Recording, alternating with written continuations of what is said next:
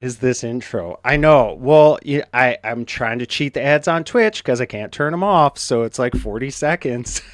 But that's the new intro. Hey, I forgot it was there. What is up? Roxy is here in the chat. Hello, everyone. Happy Thursday, July 24th. We are back with hashtag Iron Devs. It is great to see everybody. And I am so super stoked to have our guest dev here, our Iron Dev, the one and only Danny Thompson. I don't think there's anybody out there that doesn't know who you are, but if there is, why don't you tell them? I'm Danny Thompson. Just leave it at the, that. You're like, that's it. Yeah, I'm the director of technology at This Dot Labs, but I'm also the organizer and admin for the Commit Your Code conference that we have coming up in September that I'm super excited about. And of course, Dallas Software Developers Group, but also on top of that, just community advocate and helping people get jobs. And I'm pretty dang good at it. So, the track record I think speaks for itself, and I just try to help folks in whatever way that I can.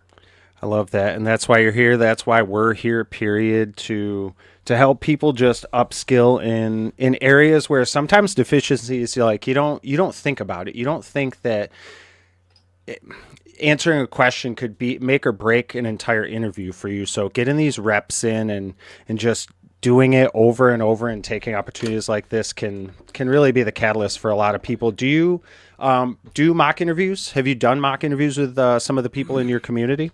Mm-hmm. Actually, we even as far as our meetups go in Dallas, we even do an entire mock interview night where we'll bring hiring managers and recruiters and decision makers for businesses, and we'll have them do like live interviews with the community, and it's been very, very effective. But for me, when I look at interviewing, like I break it down like further and further. I don't like looking at it just at the surface level of what it could potentially be. I like to go quite a bit deeper. And so there's a whole psychology and strategy around interviewing that I think most people don't even really think about. Like some of the things I think they think about, but they don't really dig deep. And when I see a lot of people interview, I feel like they do it in a very ineffective way. And oftentimes where I see people saying like I do all these interviews and it doesn't translate into anything, it's for a multitude of factors. And I think this strategy, which we're going to talk about today, because I want this to be a very value-packed hour, right? So my big goal is after this hour, you're going to be sitting there taking notes, but then after that, you're going to start coming up with a game plan. Yeah, I love that. Right before we started this, you had mentioned that you actually spent a little bit of time kind of coming up with a format or like a framework for this. Did you kind of want to talk about that? And honestly, I'm like really honored that you spent the time to do that because I know that means that you're seeing the value and the opportunity for people. Yeah, I mean, so I'll say it like this, and I'll break it down. Let's break it down. So some of the people in the chat, I actually have Twitch open on this window, so I'm just looking at it real fast. I know some of the people in the chat. We've interviewed, we've done sessions together. Some of them went through the cohort.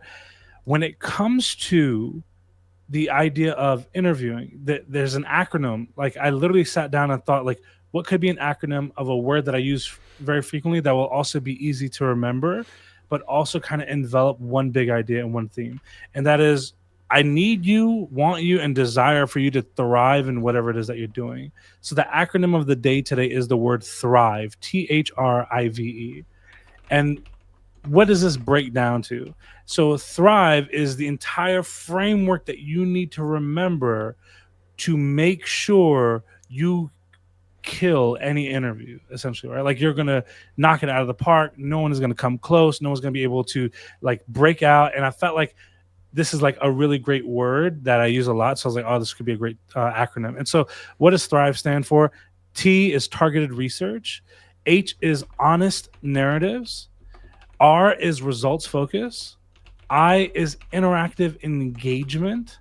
V is validate and confirm alignment between you and the role. E is a kind of a twofer. It's elevate impact and extend dialogue. And so we're going to kind of like really jump in deep onto what these things are together and how this breaks down. This is like recorded. Yeah, it is recorded. Yeah. Yep. I want Yeah, to make we're sure, like, recording this one. because I'm like, man, I feel like I'm going to drop gems today. So I'm like, oh, dude, I want to make sure. Ooh, Danny's gem dropping, folks. I hope that you're tuned in, and if you're not, we are recording this, so that's awesome. I want to know, because we have a bunch of people in the chat here, who is going to be the first person on the chopping block today. We know the format. We know what we're looking for. We want to see who wants to step up and take a sec. Where is Rich? I messaged him. I'm waiting to hear back. Maybe he just wasn't ready. Maybe he wasn't prepared. Maybe he's a little intimidated. But you know what? Like, these are all real feelings going into an interview. Like, that's why, like, getting out of your comfort zone a little bit and doing the reps in environments like this, where it's still pretty high pressure, but it's not a job. But again, like, doing the reps, taking the time to practice could make or break that opportunity later. So who is gonna do it? Hey, Elder, good to see you, by the way. Is Elder raising? Oh no, it's just a cat. Elder. Haven't seen Elder in a minute. I still have the bead, Elder. It's in my travel pack. I think I showed Roxy the last time. What is the random drink prop today? Is that for me? I don't know. Anyway, anybody want to come up, shoot me a message or shoot Danny a message. We'll get you up here. What would you say, Danny, going into any interview besides the acronym you came up with? Like, what is the quickest thing people can do to prepare for a role? Yeah, I mean, like, going back to Thrive, like targeted research, I would be researching the absolute heck out of the company. And I would be going to the company's about page. But the bigger thing I would be doing is going through and combing through, like, their LinkedIn posts, their social media posts, because this is what they want the public to know. You might as well leverage that into whatever it is that you're trying to do. One prime example, I remember one of the first companies that I ended up working for in tech, I had saw that they had given like this big donation to the Boys and Girls Club of Memphis, right? But on top of that, they had this thing where it's like one day a year you could volunteer, and they would match that time, and they would also make sure like you didn't have to use PTO somewhere, so you could volunteer wherever you wanted. I love that. So I brought that up in the interview. Like, I saw this and I really love this, and it kind of aligns with what I do because I volunteer all the time. And so I really love whole interview went in such a positive direction because of that one conversation. But the other thing is kind of going back to like the honest narratives aspect. A lot of people have heard of STAR, right? But I would be leveraging that and using that to the highest of my abilities. So I'd be looking at like situation, task, action, result, right? So like I'd be looking at, like, let's say I worked at AutoZone and I was on the e-commerce platform and the campaign. And one of the campaigns that we had for the checkout process was we had a massive abandoned cart issue because of how many steps that we had. So I wanted to kind of streamline and spearhead an initiative to reduce the number of steps for that. By doing so, we ended up having to create a version 2 of the cart page.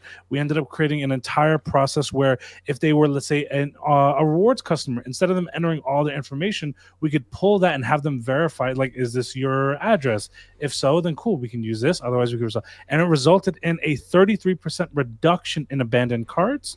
And we reduced the number of steps from 11 to 7.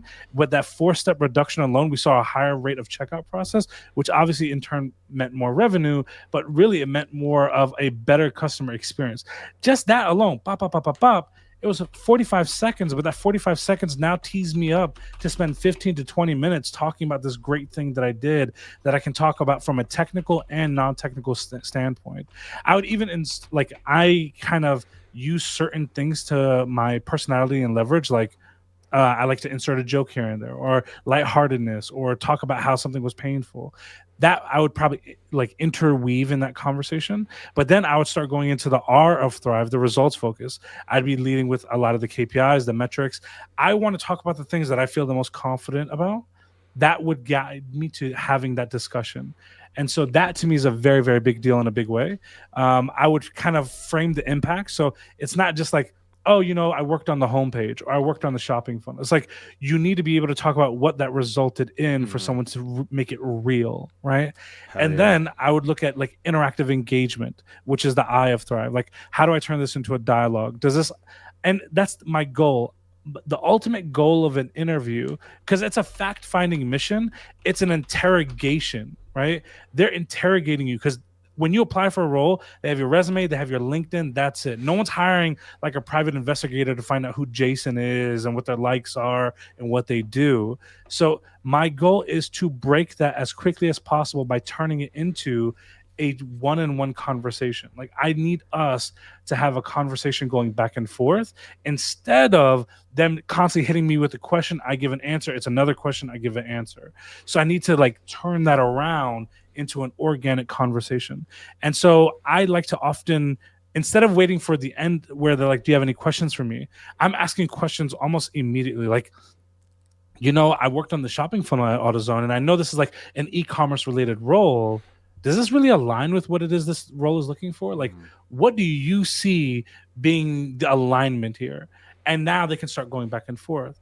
And then I can even go back and say, hey, further, like, this role is open for a reason. Is it open because the team expanded? Is it open because you got new budget? Is it open because someone quit with no notice and they were like, I need to get the hell out of this place? Like, can I get some more information? Stuff like that will give you a lot of insight into what it is. But now they're talking back and forth, and now we're having a conversation instead of an interrogation. But the other thing that I'm listening for, like preemptively, is what are the pain points? And how can I develop a question around that? Just because you say a pain point now doesn't mean I need to address it right now. I can take a little bit of time to come up with my question to ask back. And this is what and I know we're getting a ton of comments and you've highlighted one. Asking very focused, intelligent, and well put together questions is a cheat code in life. And if you can do that, you will beat 99.9% of the competition for any role at any given time. The questions really make you stand out. I love that. What if you don't have working experience? We're gonna, if you don't mind answering this question, and then we do have a couple people on deck here that came through, so we can get started. But can you use projects as work experience? Like, how would you kind of present that? Yeah, so I don't present projects as work experience, but what I do present it as a way to de-risk myself as a candidate, showcasing that my learning curve is going to be significantly smaller than someone without very impressive projects. But one thing, and the reality is, if someone's hiring a junior developer, they already know that it's coming with some considerations. They're going to have to give you time to skill up. They're going to have to give you time to kind of upskill, learn the processes, learn the repos, et cetera, et cetera, et cetera. But they're doing so with the idea around, you know what? I see Roxy here, right? If I hire Roxy, she really wowed me in the interviews and la-da-da-da-da. If I hire Roxy, I know that she's probably going to take about 6 months to get to a level where she's making some truly meaningful contributions, right?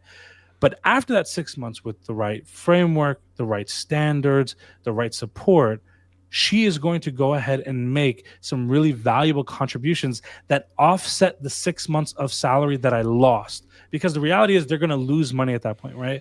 So your goal is, how do you make them see you being valuable enough to invest that 6 months in? And a lot of the time that comes from de-risking yourself for the onboarding process and showcasing, hey, maybe somebody else is going to take 6 months, but based on what I'm seeing here, maybe they're going to take 3. And it'll be 3 months before they start adding a lot of value. And that's because they've done some great projects. Or maybe they volunteered for a local charity organization. They made them a website. They're taking online donations with it. And now, boom, we see a live production level website on there that they're using. Right there, that's very impressive to us. Why wouldn't we leverage that?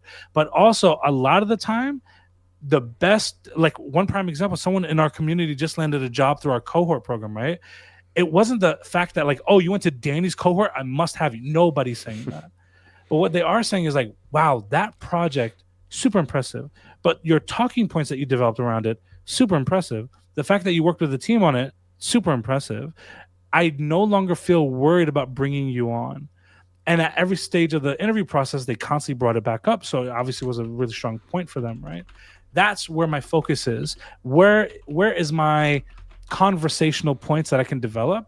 And if I have an interview that's an hour long and 45 minutes of it is around everything that I know, love, and am passionate about, there's no way I'm failing in that interview. I love that answer. Hopefully that answered your question, Brown Skills.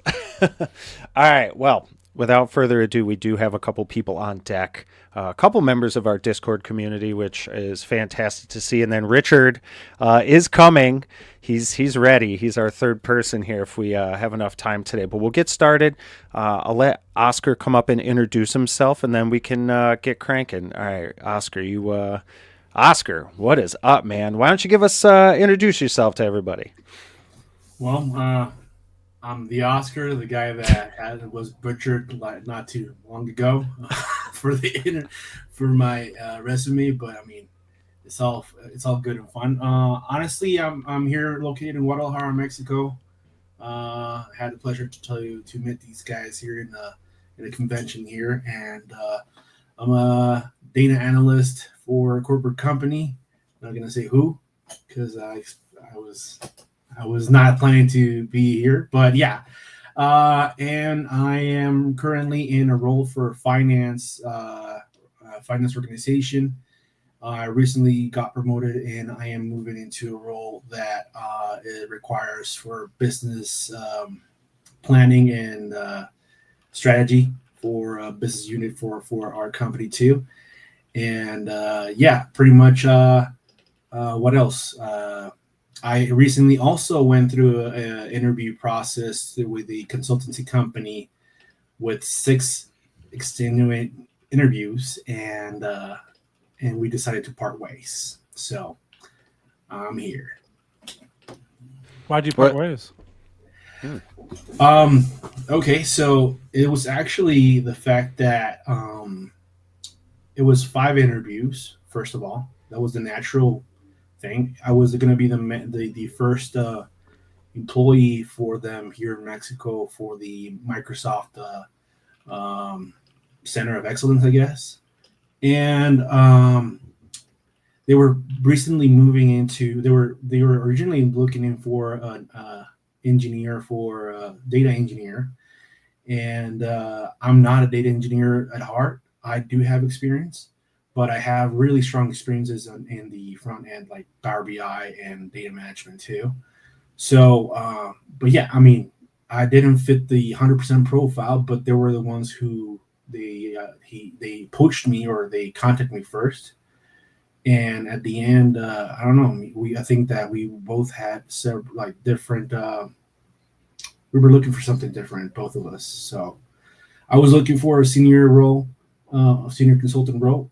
I have a senior role here in my company, the company, and I was not looking into going from scratch to a different company, honest. So it was also my ego too.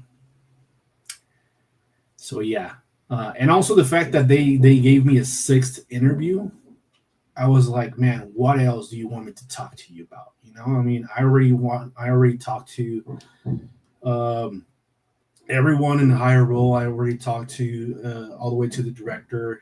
He loved me and everything else, and they just wanted to do a 6th interview with someone else. And yeah, that they threw me off in one simple question. That at that point I was super tired at that point with the interview process. So, Well, at what point in that process did you start feeling fatigued? Because there had to be a point prior to them asking you for the 6th interview where you were like, you know what? Like this is tough. This is annoying. This is not aligning with what I want. You didn't find out halfway through the 6th interview that you weren't going to be happy there. What point was it at that point? honestly, was the 6th interview that one that I was already like 5th interview. I had no problems. I talked to the director. I talked to 2 different principals. The first technical interview was pretty easy too, but the fact that they gave me a 6th interview, that 6th interview started off not in the wrong, like the best path. I have been working for 10 years in a corporate industry company, and I only have experience within my walls. So whatever, all the tools that the company has accepted or that we're working with, that's the experience that I have. If they're saying like, oh, do you have experience on GitHub Copilot? We don't have GitHub Copilot. I'm sorry. I mean, the fact that those are things that put me away from the outside market. but I'm one of the best data analysts in the company, point blank. I mean, there is no there's I don't have at this point that much of competitiveness in the company in my role. So yeah, but within my walls, you get me. So that's when I first started to kind of feel in that interview like I need you to understand I don't have like all the experience of all the tools in the market, and I'm just limited to what I have reached for. So yeah, tough. There's a lot I want to say, but I don't want to detract from the goal of this right now. But I may come back to that in a moment. So like, I've kind of been already doing like the whole mock interview thing. Should I just go formally into it now instead of just like digging deeper? I mean, I honestly loved the way that started because I feel like that felt organic. Like if you go into an interview, like sometimes that's how it goes. So, I mean, if you want to even just give feedback from there and just go to the Yeah. next thing, like that's totally cool. I'll give feedback at the end: good, bad, ugly. Yeah. I think we've touched all three of those, so I think there'll definitely be like some actionable things that we can talk about at the end of this. But like, I'll kind of go to some of the questions that are like asking in an interview that I truly feel like help me find out more about candidates. So number one, what was the last thing technically that you've learned outside of the role of just like what it is that would be like the day-to-day things of your job? Oof. Day to day, I think that I am right now. I am going through the DP600 certification for Microsoft. So I've been touching that, and I've been studying for that too. So a lot of the new fabric environment. That's the thing that I've been working on. So that's outside of my day to day because it's not something that I currently work on every day. So What's the drive for that? I need to expand my wings on my role. My role changes every I don't know, man. It's super fast, and with all the new environments and things that Microsoft is pulling out there, I need to get myself like on track too. So even though I don't use it every day, I need to like keep at it too and be on track with them too. Okay. What was, and I'll ask this one, I think, like, think of like a belief or practice everyone around you took for granted. How did you question or disrupt it, or did you stay silent to see how things played out? But more so than that, what did you learn from that? I'm vocal 100%. If I don't like anything, if I don't like something, I will let you know straight in the face. I'm super transparent guy. So that is one. Even if I mean, but you do have to have a point, you know. So whatever you're about to say or mention to someone, you need to have facts behind it too. But yeah, I mean, I probably going back to the whole admin of Power BI environment and stuff like that. I mean, we're pretty much working on different, looking at different aspects and pretty much having tickets around things that are not working in our corporate environment too. And I'm raising my voice also because things that I believe that should be implemented and should be heard from Microsoft at this point. So yeah. Okay, I think we can stop here and start going to feedback. Jason, how do you feel about that? Yeah, I think that's a good pause point. What just right out of the jump there? What did you feel from that conversation, Danny? Before I even say that, I want an unbiased opinion. I want to use the chat and I want to use you, Jason. But let's use the chat first and give everybody like 30 seconds. Please, for the next 30 seconds, I'd love for you to drop a rating of 1 to 10 using decimal points because I don't believe in whole numbers. A rating of 1 to 10 on how well you think Oscar did in this, from 1 to 10. 1 being obviously there's no hope, Oscar's over with. To 10, like hire this man right now on the spot. let's see. I want to see what comes in through this. I'm very, very curious. With that being said, since there's obviously a little delay, Jason, what do you believe your rating to be for this? Out of 10, I'm gonna say a 6.7. And I'm going to go with that because I feel like a lot of your questions needed to be answered with a little bit more humility. And I say that as a friend, but I also say that there's ways that you can leverage the fact that you have tons of experience and you're amazing at your job, but I think it's got to be framed a lot differently. That's what I would say. I love your confidence, and I love that you shoot from the hip because you're like me. Like, that's why we get along. But I think sometimes when that's not framed the right way, it can be your worst enemy. Yeah, I was gonna say, is someone banging on something? Yeah. Like, I'm hearing it nonstop, so I didn't know what that was too. And I thought it was just me for a second, and the chat saying it too. So I'm like, okay, it's definitely not just me. I have my neighbors doing construction, man. It's killing me. Yeah, literally right now it is. Yeah. Okay. I feel, and I see the chat 6.5s, 6.8s, 7s. I think that's interesting.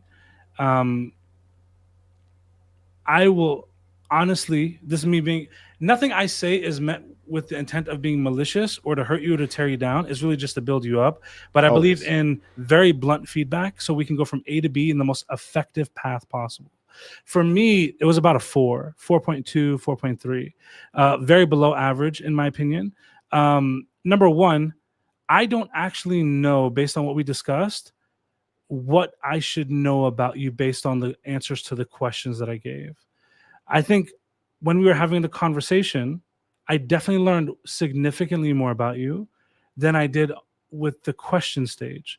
At no point did you give me any questions back in order to have me qualify you, in order for us as a company to qualify ourselves to you as a candidate. But also, my goal is to use those questions and answers to develop more questions, right? I don't have anything to develop off of. The other thing is, you mentioned the ego thing, of course, right? That's terrible in an interview, but I get this is like off the cuff, et cetera, et cetera. You are supposed to give some air of humility or some area of personability, right?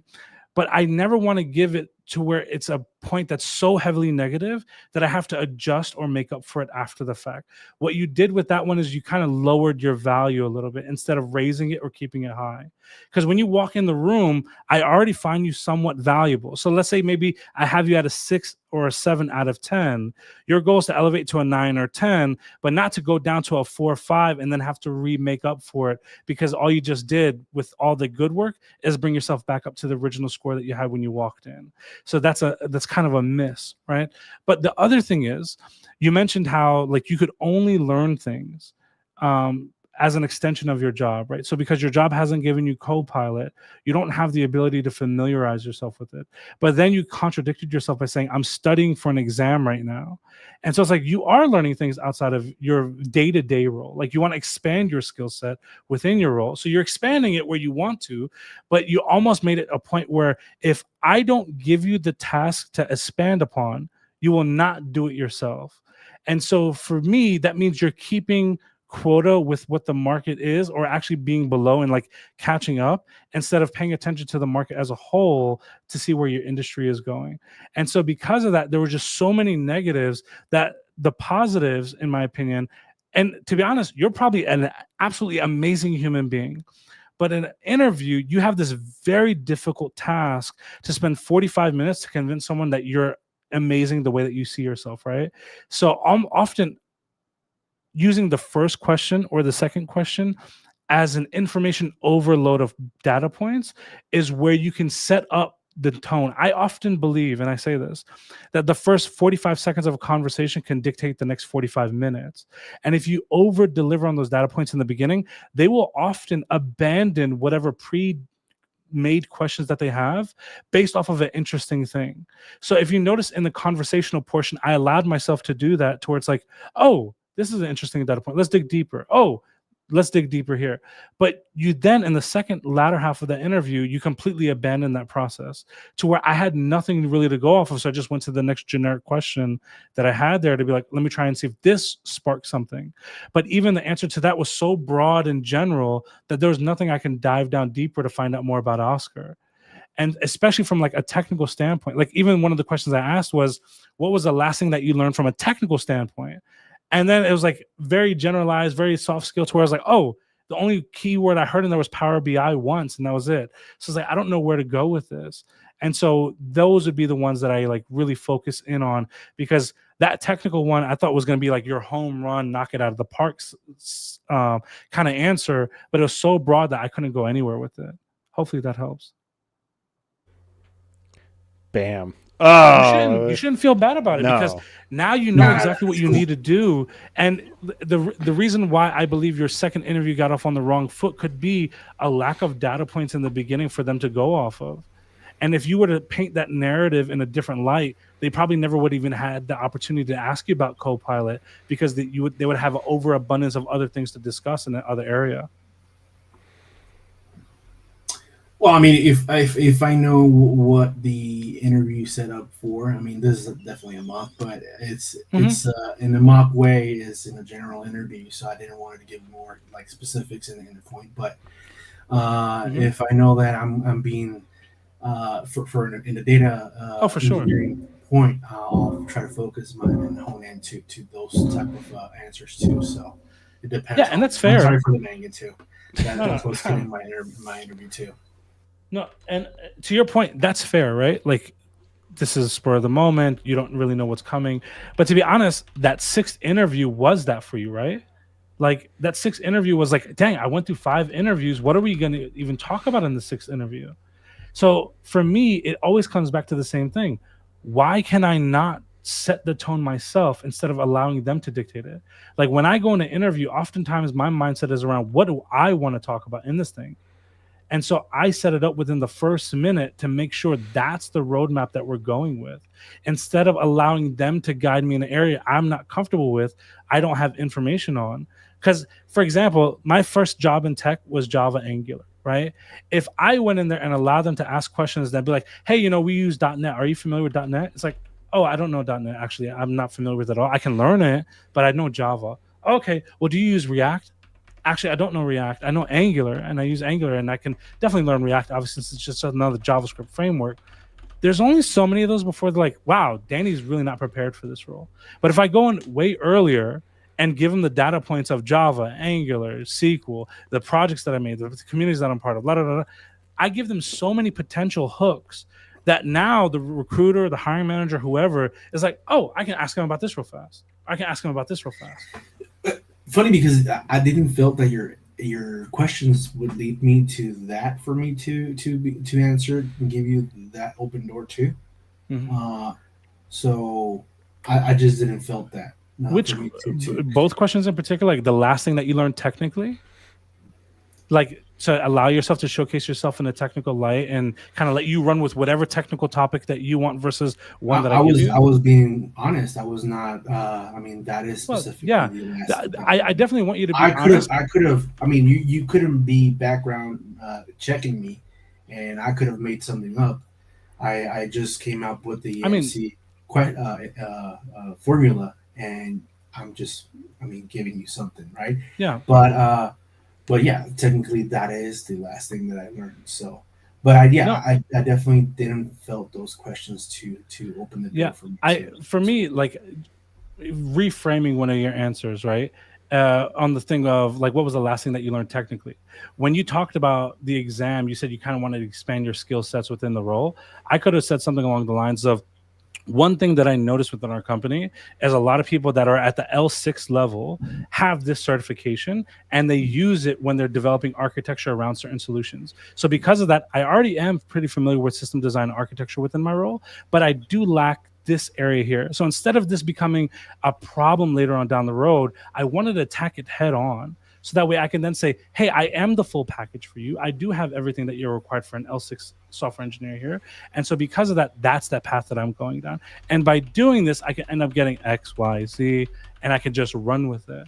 And so That would be like reframing of something that you've already said in a way that now gives them a multiple points. Like, oh, Oscar is trying to grow upward internally. Well, if he's growing upward internally with that goal, why are we having this discussion right now? What is different? Boom. Well, actually, I'm kind of seeing that there is a ceiling, and I am not really being challenged. Even with getting this certification, I don't necessarily know I will be challenged within this role. I know I can deliver the impact. I know I can deliver the metrics that they want. But where do I go with this? I want to grow my skill set, my analytical thinking, and I really want to make an impact on a business that lasts. And so I will never have that even as an L6 or as a director of the company. I want to find a company that I can grow within, make impact, and make a lasting impression. Like if you look at my track record and resume, I don't make quick moves. When I go somewhere, I want to stay there for a long period of time to make sure that I'm there making impact for years to come. That is why we're having this conversation right now. Don't you think this aligns with the role that you have right now? That would be the way that I'd reframe it. I love that. Oscar, it takes a lot of courage to come up and do these types of things, especially on the fly. And hopefully the feedback helps a lot of the people. I see a lot of people in the chat too. Like at the end of the day, this is learning experience for everybody in here too. So I'm super proud of you for coming up and like taking a couple minutes to get up here and do this, man. I appreciate you.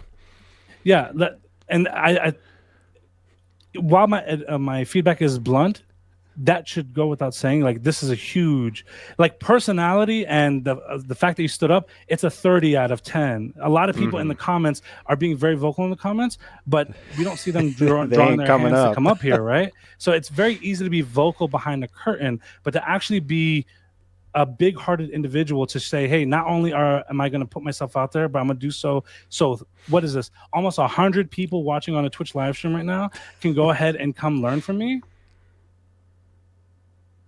Yeah. Like right now, Jason and I had to put pings in both of our servers to see who we can get to come up here because we have a lot of people attending, but not necessarily sharing. So you're man to man, you did a phenomenal job just coming up here. Taking the opportunity to grow, period. Yeah. Props to you, bud. Thank you. Absolutely. You guys can hang out with Oscar in the Discord over at Torque.community. Thanks again, man. I'm gonna drop you. I'm gonna bring our next interviewee up. I'm ready. See you, bud. All right. We have the man, the myth, the Michael, Raymond. Mike, you there? Jeez, with your title. Hello. Can y'all hear me? We can. Yeah, buddy. There he is. Nice shirt, by the way. Oh, I legit did not plan this. Sure you didn't. Checks in the mail. I didn't plan any of this at all, actually. I didn't think I was going to be here. So thank y'all for having me last minute. Yeah, that's true. I was actually supposed to be in a one-on-one meeting with my manager, but then that got canceled. So hey, you want to improve my day? Cancel a meeting on my schedule. I'll never be mad. I know. It was like the minute of right, and I'm like, all right, that sounds great. Do we want to address some stuff in the chat before we kind of progress? Yes. Yeah. There's been so many comments that I feel like I've missed so many as well. But I know I'm loving all the comments. I mean, at the end of the day, I think a lot of people got a lot of feedback out of what you were saying to Oscar, which again is the whole point of this. Yep. I think it's more have a 45-second elevator pitch that allows you to control the conversation for interviews and conversations. Yeah, like ultimately you want to be dictating how it goes. So giving them the information and the tools to, again, sort of drive that and be in the driver's seat is awesome. How do you say that having a certain certificate is a company mandate without sounding like you wouldn't do it otherwise? I feel like I kind of answered that with my response to Oscar, given the example of it. Yeah. I think one of the things that could be improved on is the ability to be molded. What Danny's saying, recognizing what is missing and reframing it is a challenge. That's good stuff. I agree. Man, yeah, the chat is popping off. Holy cow. The one question I was asked several times is how often do these mock interviews happen? Yeah, we do these once a month. I think the next one is scheduled for second week of August. So we will be back. I don't know who the Iron Dev will be yet, but I'm sure at some point we could probably get Danny to make another appearance if he enjoyed himself. Anyways, We'll see. Yeah. And I saw, where's this other one? Record and watch, maybe get opinions. Oh, that was in response. Sorry. How often do these mockumentaries happen? That was asked again. How do you practice sounding confident but not arrogant? It's a great question. I think there is a fine line between the two. And arrogant would be coming off as if you know everything. Confidence, I often say you can find really great confidence by evidence, meaning you've done something, so that way you have confidence in that thing. But to this day, I've always said this, and I truly believe this, I'm not married to any opinion or advice, right? Like, I will easily change my opinion on anything presented with enough evidence and information to support that claim. Zero issue making that change. And so I think because of that, it allows me to like be confident in what is it that I'm saying, but then asking for feedback and asking them like, is this kind of what it is that you're looking for? And if it's not, let's adjust on that. Or maybe that's enough of information for me to realize, oh, then we're just not going to be happy together. So like we'll kind of pivot based off of that. So hopefully that helps. I think that's an important thing to remind everybody is, at the end of the day, these are our opinions. This feedback can be actionable or taken with a grain of salt. It really all depends on how you interpret it, how you implement it. So if you're taking notes and you find it valuable, make sure that you move forward with it. So, okay, why don't we get started with Mr. Emre here. Danny, I'll let you lead us off. Go for it. Yeah. So, I mean, let's start off with the question that is in 99.9% of interviews, right? Like it's a guarantee that this question will be in there. Tell me about yourself. Yeah. I can confirm that I've been asked that many times. Mm-hmm. Yeah. So my name is Michael. I am currently a software engineer. I am just about to hit my 1 year being in that role in a couple months. So still fresh in my software engineering career. I actually have a background in computer science. I got a degree in computer science about 10 years ago or so. After school, kind of went into more of like a IT systems administration type of career path. Did that for quite some time. Ended up kind of going up and up, progressing at the current company that I'm in with regards to product support, technical support, all the way to team lead. And so I was leading the United States support team as the highest point of escalation, helping to, increase KPIs and technical expertise, right, in several areas. But I wanted something more. I wanted to get back into that software engineering kind of role. So I took a boot camp to kind of refresh everything, learn some web development that I had been experienced in. And then, actually did an internal transfer. So I applied internally for a software engineering team there at the current company I'm in, Logic Monitor, and have been there for about a year. I'm going to pause for a moment. This is an exercise that I do with quite a few people. And I feel like this is a perfect example of why we probably need to do this exercise right now. Based off of what you just told me, all this information. Number one, what is your hope that I now know about you? My background, like my career background. That you went to a boot camp and you have a degree in computer science? Pretty much, yeah. So from the beginning of a conversation, that's what you hope that they would gain from you and start asking questions about? Yeah, I'd say. I think especially in this kind of scenario, I don't know if my interviewer has seen my resume. I don't know what they kind of know about me. Right. And so kind of just wouldn't it be laying more out kind of advantageous for us to tell them stuff in case they haven't seen your resume? For sure. And then the second question that I always come to is my strategy that I often say around the tell me about yourself is my hope is that they develop questions off of what I've just said. Based on that, what questions are you hoping that I would develop off of what you just shared with me? It It could be like, why are you looking? What are you looking for in your next role? How have you what have you learned from your support experience into your development experience in this last year? What kind of insights did you bring being a internal hire? That kind of stuff. Really good questions, right? Why not offer that information without hoping that they ask you that? That's a good one. I don't want to take up too much time, to be very honest. Why not? Well, I feel like usually with the tell me a little bit about yourself kind of question right off the bat, I don't want to be super, super long-winded with that reply because I don't want that to eat up everything. I kind of want the conversation to breathe. I like to bounce questions back and forth. I want to let But that what if they don't ask you that then, and they go in a different direction? Like my first, sorry, I literally wrote it down. Like, what would I ask next if this was a real interview? It's like, oh, I don't know what his tech stack is, so let me share the tech stack that we're hiring for. What if that's not even all the tech that you identify with? So kind of like an example that I gave earlier, like, oh, we're hiring a C# React developer. It was like, I know Java, Angular. So why not cut them off before they even get to that, or give them the questions that you want them to ask? Yeah, that's fair. And I'm all for the bouncing questions, but I like to do it after I've set the roadmap and tone for the rest of the interview. And so it's like so early on. I'll be honest, the only two things that I jotted down from what you shared was went to coding bootcamp, has a degree 10 years ago. Those are the only 2 points that I was able to really get from your tell me about yourself.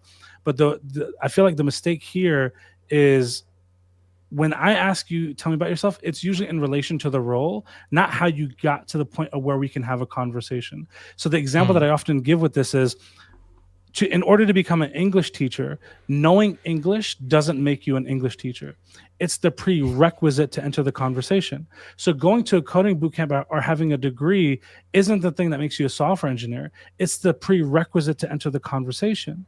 So you've given me the prerequisite to enter the conversation, but you haven't given me conversational points in the conversation to have a conversation with. So now I feel like I have to carry it on my shoulders for this to be a productive conversation, instead of you giving me data points that I was like, oh, let me go in way deeper to find out way more about Emre.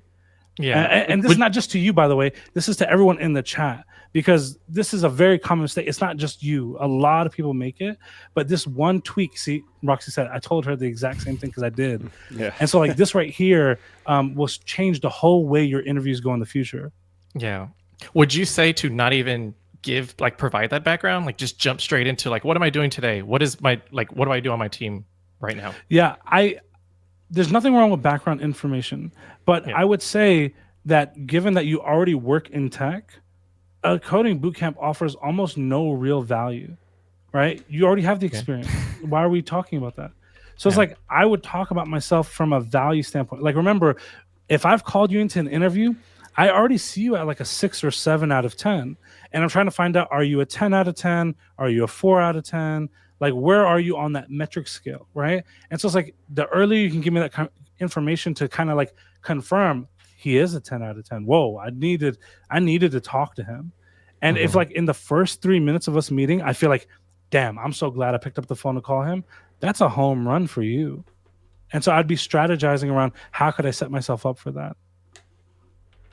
Yeah, no, that's good. That's good feedback. Yeah. So let's jump back in now, and we'll kind of skip some of like the nuances. And so let's say, for example, let's say imagine you're coaching a peer on one of your teams, right? Like, you said at one point you even grew up to like a team lead, right? Like, let's say they even make some of the same mistakes that you've made in the past. Like, what's one way that you would steer them away from some of those very obvious mistakes? But what if you tried that attempt and it didn't go the way that you expected it to go? What would be your pivot based off of that?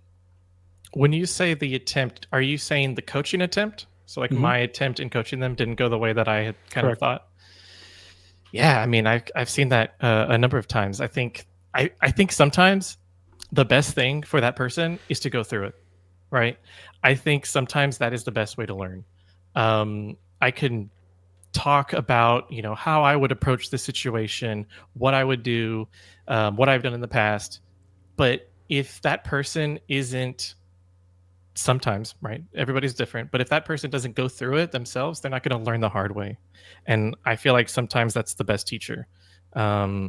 So that said, what I would try to do is, I guess backing up a little bit, what I would try to do in the first place is kind of walk them through, coach them through what I believe the issue kind of is, right?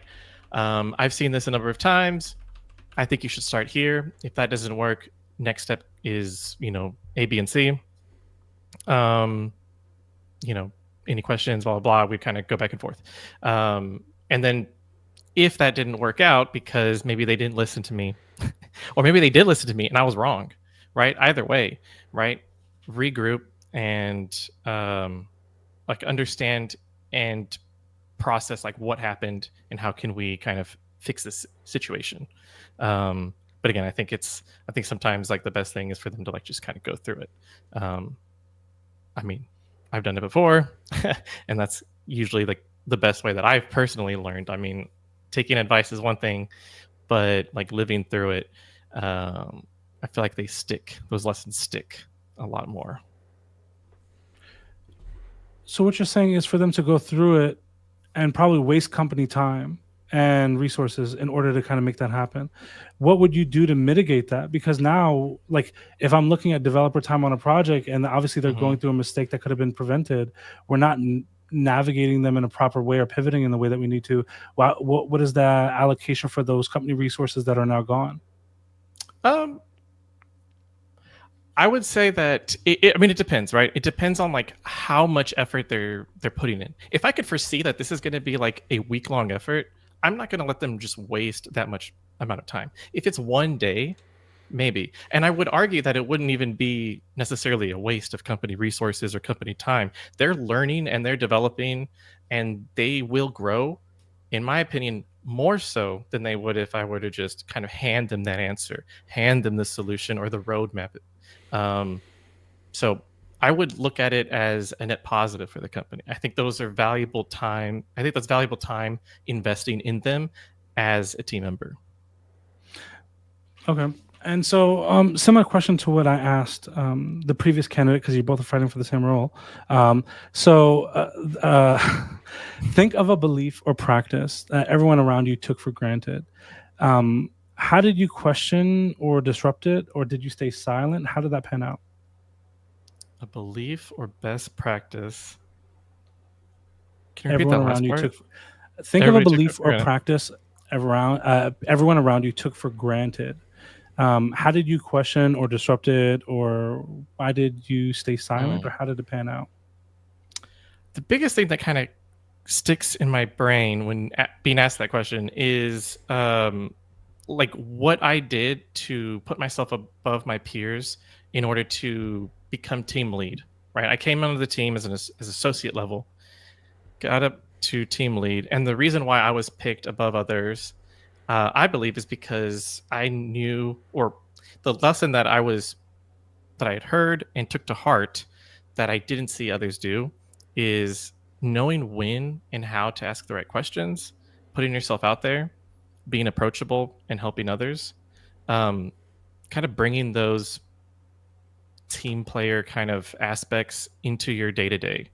I think a lot of times people want to just be heads down, do what's on their caseload or tickets or whatever thing that they see for that day, and then they call it a day. And I think that's fair. That's what you're getting paid to do.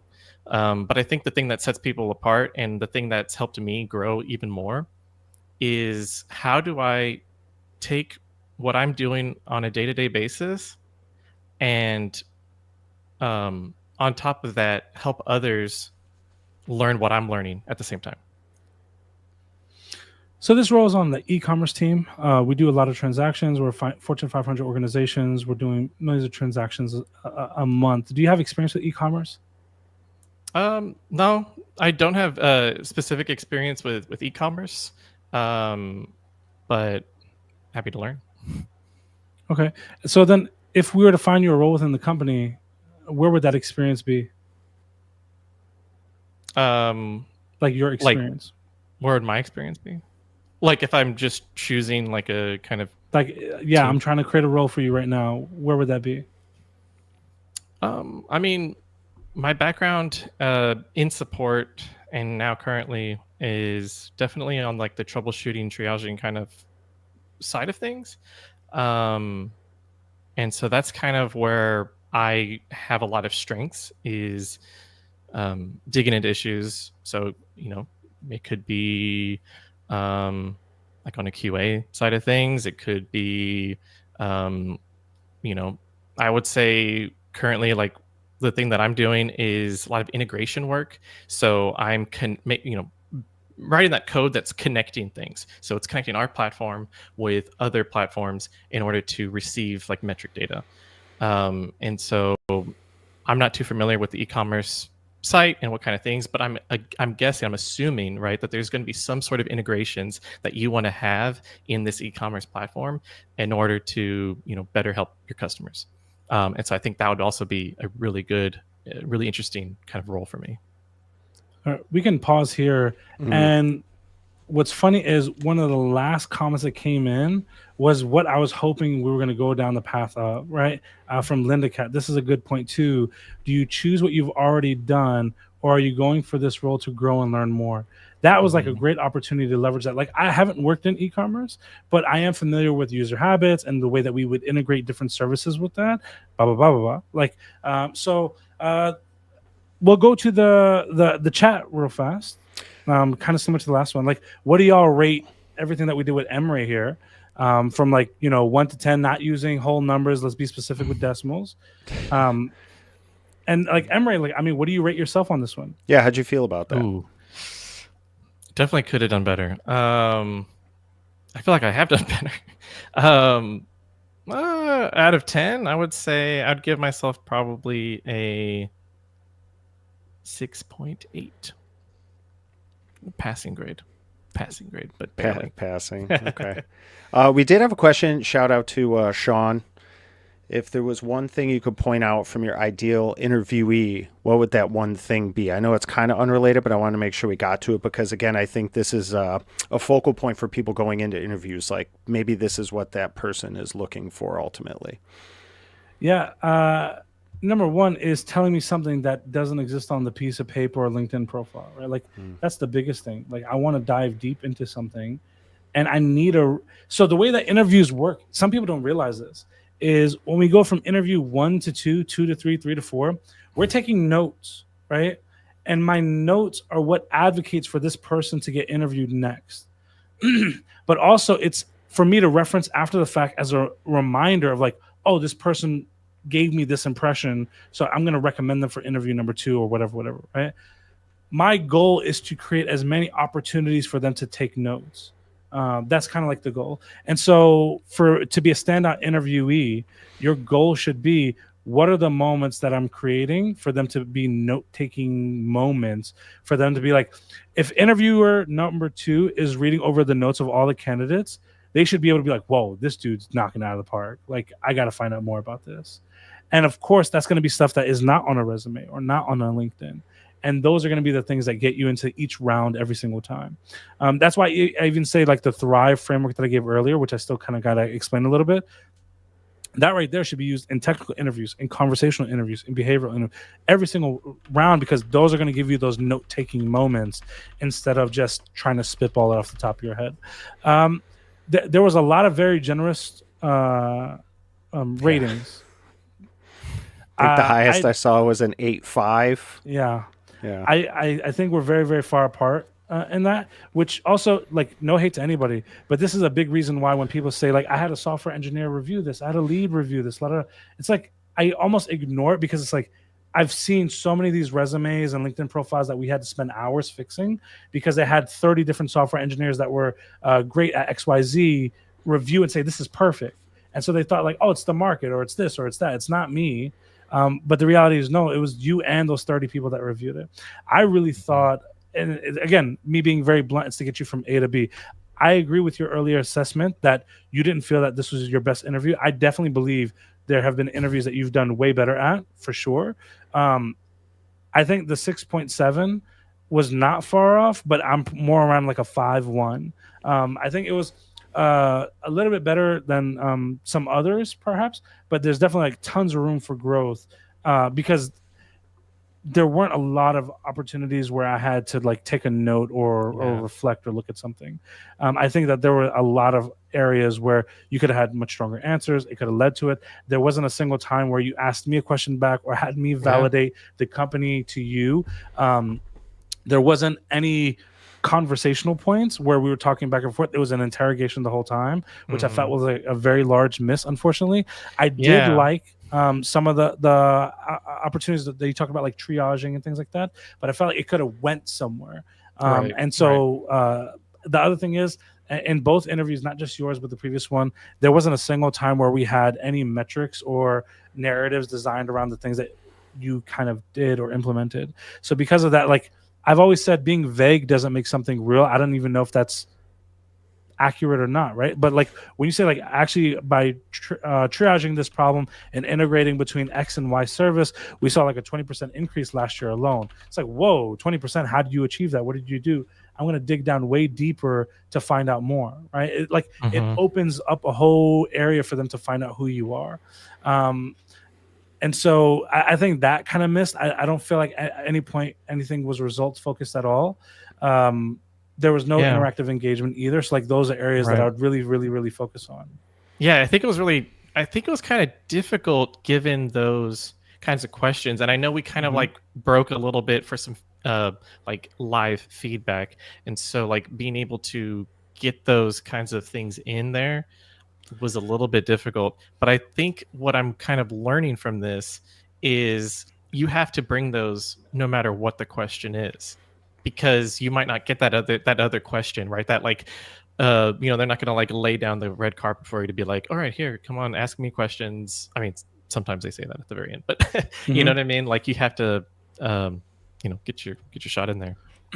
I will say it like this, generally speaking, almost every interview will end with like, do you have any questions for me? That kind of thing.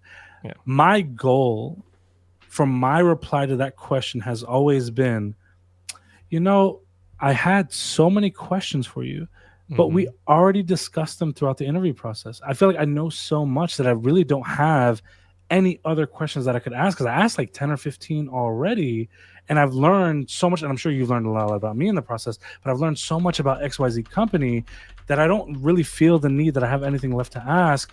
I guess the only real question that I have to ask here is, what can I do next to keep the ball rolling in the right direction? Yeah. I agree. No, I agree for sure. Yeah, I mean, it's one thing to just, I don't know. I feel like I could be like, well, actually, when I do typically interview, I do bounce things, blah, blah, blah, blah, blah. But I didn't right now. So none of that really matters. Yeah. I mean, I think that interviews are nerve-wracking for everybody, right? Everyone gets nervous. And that's also the reason why I believe you should have 2, 3, 4 talking points pre-prepared, so that way when you do get nervous or you do notice that something going in not the right direction, you can then pivot the conversation back to one of your talking points, so that way now you can tee them up to ask you questions about that. That way you're controlling the interview and where it's going. But if we go back to them carrying the conversation, you don't have a clue what they're going to ask. You don't know where they're going to go with it. And to be honest, they may be asking you questions based off of a narrative of a previous candidate that was just in the room 30 minutes before you. And so if we don't break that earlier on, they're just going to carry down that same emotion, feeling, et cetera, et cetera, et cetera, because it may not necessarily be where you want to be. Like if I just interviewed the person right before you, and they were a data engineer, right? And they were talking about BI and how they got the certification.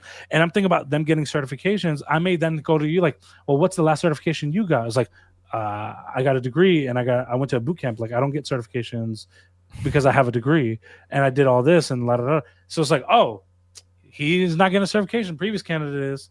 But you gave me that opportunity to ask that random question from nowhere. Because you didn't direct me anywhere else. So that's kind of the goal with that. Yeah. Okay. A lot of these questions at the end of the day were still really, really surface level. Like this is first questions in an initial interview. And I think that's something you kind of have to think about too, is do you think that the way you answered those is going to get you to the next interview? Probably not. I mean, if it's like very, very early, maybe. But I mean, that's a hard maybe, right? I don't know. I don't know how many candidates there were. Guy before me did really good. You know what I mean? I don't know. Right? Sure, but these were like very open-ended, not even necessarily like there was zero mention about like frameworks or languages or any sort of like actual technical acumen. So again, it's like none of that really matters. Like just how you're presenting and responding and like giving the feedback and interacting with this person at this initial level will then kind of dictate that. So again, it just kind of goes back to everything that Danny's been saying and how you've got to be able to drive this conversation, even get there. I thought your energy was great though. Oh, for I sure. feel like you tried to like tackle the questions. Yeah, and the one thing that I always say here is, and Roxy knows this firsthand, right? Like, I don't really look at, if my goal is to get you from A to B, building up your confidence or ego, whatever it may be, is the least priority. The actual thing is, we've now identified what an issue is. Let's create actionable steps to solve it. And once you solve it, your ego and all that will be built in that process, right? Like, I don't need to falsely build it up for you. Your evidence, because I believe in confidence by evidence, your evidence of solving that will do that for you in a way no sweet word is going to do it for, right? So my goal here wasn't necessarily be like, oh my God, Emre, you came up here, I love you, I'm going to tell my kids about it. No, it's like more along the lines of, hey, we've identified something here, and if your goal is actually to get another role, we now know where those gaps are to adjust. And one thing that I am curious about, because the last person said the same thing, like the questions that I asked didn't leave it, and you said the same thing similar. I'm paraphrasing because I don't remember the exact verbiage now, but it was like you didn't feel like you had an opportunity to add something in there. From your mindset, what would be great questions that I would ask of you? I don't know, and I guess I appreciate you kind of asking that, because I don't think I would actually word it like that. I think what I am trying to say is like the flow didn't feel, at least for me, how I would probably feel like a real interview would be going, if that makes sense. I guess it kind of came across as like, okay, like here's some feedback, okay, and now here's the next question. And it felt more like we were doing like, you know, flashcards of like interview questions as opposed to like a more conversational interview. But again, I get that that's something that I could help drive better. You know what I'm saying? To be completely honest with you, like the first candidate that came up here, I was able to have a portion of the interview as a conversation because there were things that I could dig into. Based off of what we discussed, it didn't really feel like there was any area that I could dig into. And so I had to go to the next question. Because fair. Again, you're making me carry it anyway. So it's like, if I didn't feel like there was a hook for me to grab on, it was just on to the next question. And we really didn't dig into anything until it was the conversational portion of the e-commerce thing where you talked about integrations and this and that, but it took all the way to the end of our time before we got there instead of earlier on. So I had to find areas, and I really had to prod to get the information. Yeah, for sure. But I appreciate it. Thank you. Yeah, I like that you're giving me some like really actionable stuff. Yeah. I feel like I should be paying for this, but I'm not. So in lieu of that, I'll continue listening to your podcast. Absolutely. Hey, we appreciate that. That's all the thing that I say here is like everybody on here, including yourself, like we have a very active Discord. We have the Commit Your Code Discord where we have tons of amazing individuals. Some in the comments today, I saw, I don't know what his name is on Twitch. I don't want to expose his real name unless he wants it there. But there's one person with like a blue icon who was in here earlier with a hat. He's not here now, I don't think. And Robert Groves, he's often in the Discord. We have Elder, who's often in the Discord. I think these are like the types of great individuals that donate time. Like some of them are Fang level devs that donate time answering questions. So good value there. But also, like if you ever need individualized help, I don't like doing it, but like I have a top mate where you can book a call. I always say come prepared, so that way we can make the most out of it. And a lot of people have, quite a few people in the chat I believe have. So that can often be like what you need for getting that next role. But honestly, that's kind of the big focal point here. Like, how do we get you from A to B? You can go to dthompsondev.com for all my links. I was just dropping your top All right. mate down there too, but yeah, Yeah. you know where to go to find Danny, guys. Yeah, I'm D Thompson Dev everywhere. Yeah, I really like that. Sean dropped in with a comment here. I've had interviews where the interviewer did stop to give feedback after each question. So I think, again, just being prepared for all scenarios, like, gets a few less holes poked in what you're doing. So it's always being ready. That's good. That's good. Y'all caught me slipping, but you know what? I gotta get back at it. It's all part of it. Like the best I'm a little rusty, interviewees. but Yeah, I mean, I've had interviews that I've absolutely bombed, and my rule is, if I'm gonna bomb, I'm bombing with style, dog. Like, I'm doing whatever I want to do. I'm trying out stuff. I'm testing stuff. I'm experimenting with answers just to see how they respond to. Because I already know I bombed it. I might as well do it the way I want. Oftentimes, that may be a way to pull it back once you get that mindset. yeah, that's very true. But I got that Love that. 0.1, so it's not right at that 5, that 5.1. You know what I Mm-hmm. mean? Like, I'm holding on to that because that's really giving me that hope. Yeah, and big kudos to you for even coming up. I think that's a big moment, whether you recognize it or not. And I know the chat recognizes it, because a lot of them, when we were asking for volunteers, it was crickets. So the fact that you came through, I think, is incredible. Hell yeah, Emre. Good to see you, buddy. All right, goodbye. And he's dropped. Danny, we went a little over today. I really appreciate it. Did you have like a couple closing thoughts just based on what you experienced today? Yeah. Kind of what we experienced here, and there's no shade to any of this, the people that came up, but it's what I see fairly often. Number one, the not being able to bring a data point or guide the conversation where you need. I think that's a big miss for a lot of people. Not being results focused, or even having anything to talk about what you did in your role, I think is a big miss. Expecting the interviewer to ask the exact question that you need to get a data point out is not a good strategy. And that other thing is, it kind of shows that a lot of people, when they go into an interview, they don't have a strategy at all. They're just really hoping that the right order of questions are asked. But the reality is, this is why many of them end up failing the interviews, and why it takes them so long to finally get that next role. Or I've often said, and this is not always the case, I'll never make a blanket statement like this, but generally speaking, if you find yourself going through a ridiculous amount of interviews, it's because they don't have enough data points to distinguish you between, let's say, one or two other candidates. So my goal earlier on is to develop those data points, so when they are weighing the scales against me and potentially 2, 3, 5, 10 other people, my scale is the heaviest because they know so much about me. Oftentimes, I literally got hired at a company that had a 5-round interview process, and they offered me the job at interview number 3. But it was because by interview number 3, they knew enough, right? So it's like, what are you doing at that point to like reduce those rounds if possible? And if you're not, oftentimes I think it goes to the lack of strategy going in. I mean, if you fail to prepare to fail. And at the end of the day, you can never be fully prepared.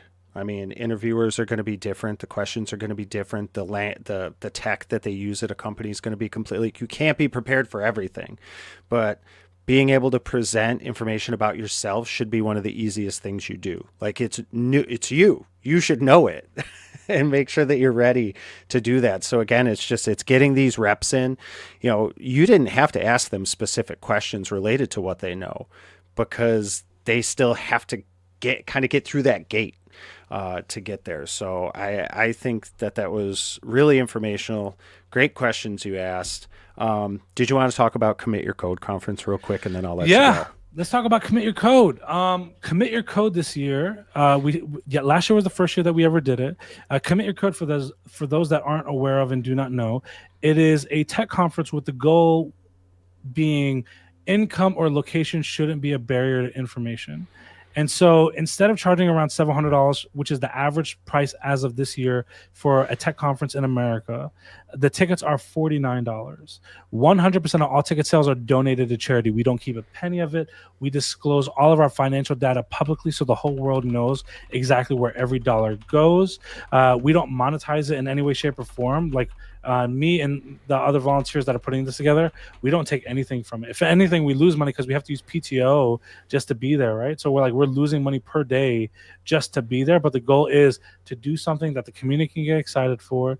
It brings the whole tech community together in a very powerful way. We make a difference because we're donating it to charity. The food, we went trending on social media for 3 days last year, just off of the food alone. That Taco Bell was lit. Yeah. Off the $49 alone, your meals are covered for both days. This year, there'll be 4 networking events as well included, and your entrance is covered for all those with that $49. It's like there's hardly anywhere close to as many events in the world that have as much bang for your buck. But again, it's because monetizing it isn't our goal. I know we could easily charge $500 or something and we'd get tons of people there.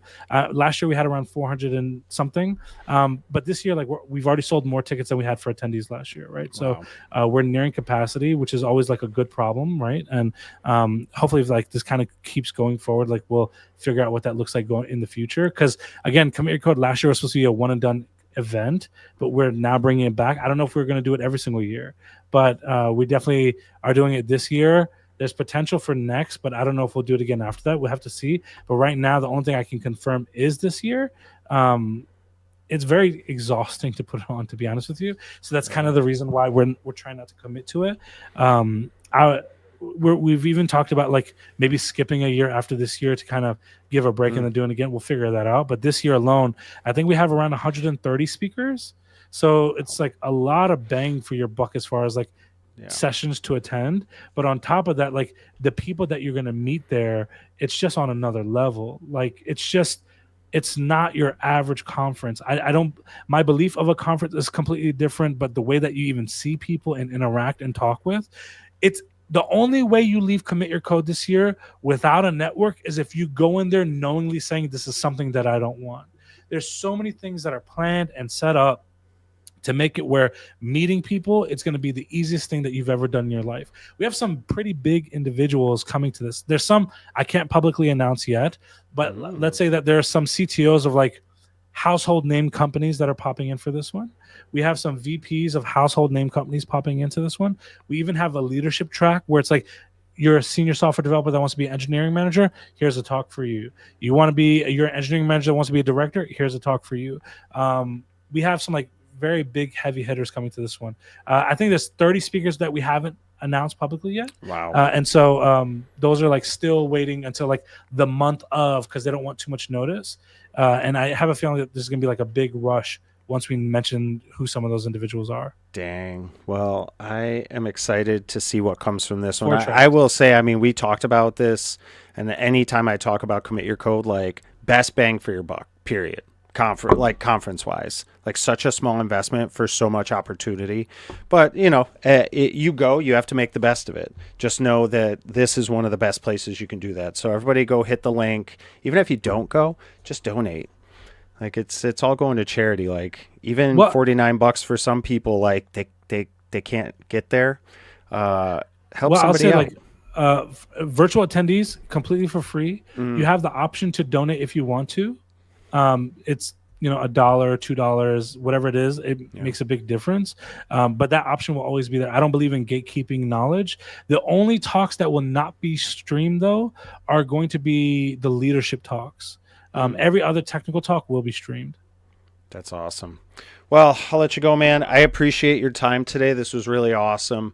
Everybody go, if you're not already in Danny's Discord, go check that out. Go check him out on socials. I'm sure most of you already do. But either way, go check it out. Tell him you gained some value from this today, because I know that I did. Hopefully everybody did. And we will see everybody soon. Absolutely.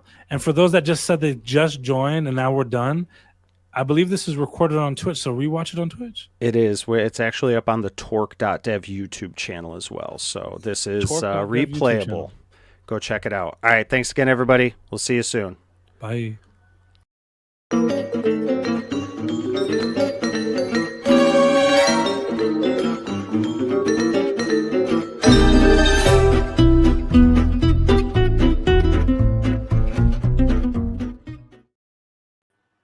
I totally forgot about the videos that I have now because I changed them out.